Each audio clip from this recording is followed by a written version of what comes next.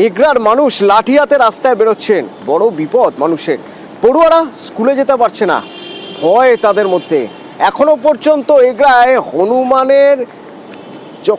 হনুমানের আঘাতে বা হনুমানের হামলায় 50 জন জখম হয়েছেন বলে জানা যাচ্ছে।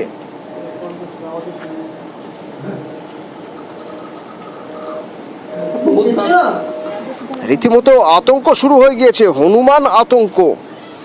50 জন হনুমান হামলায় জখম হয়েছে। রাইকা শহরের বিভিন্ন জায়গায় একরকম তাণ্ডব চলছে, আর তাই এগরার মানুষ হাতে লাঠি নিয়ে ঘুরে বেড়াচ্ছে।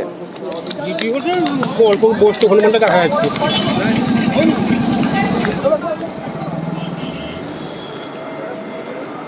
5 দিন ধরে একটা হনুমান খুব উত্তপ্ত, বাড়িতে ঢুকে যাচ্ছে অন্ধকারে, যে বাড়িতে কেউ বেরাতে পারছে না, বাজার করতে পারছে না, স্কুলে যেতে পারছে না ছেলেরা। কখন রাত্রেবেলা এসে ঘরের রান্নাশালে ঢুকে যাচ্ছে, কারুকে অ্যাটাক করছে, এমন অ্যাটাক করছে পায়ের পেশিতে।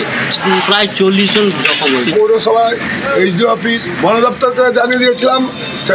ছটা কলা দিয়ে এসেছিল, দিয়ে একটা ঝাঁপি দিয়েছে, ধরে রাখুন, ও এইসব কথা বলছে। এর সুরাহা চাইছি।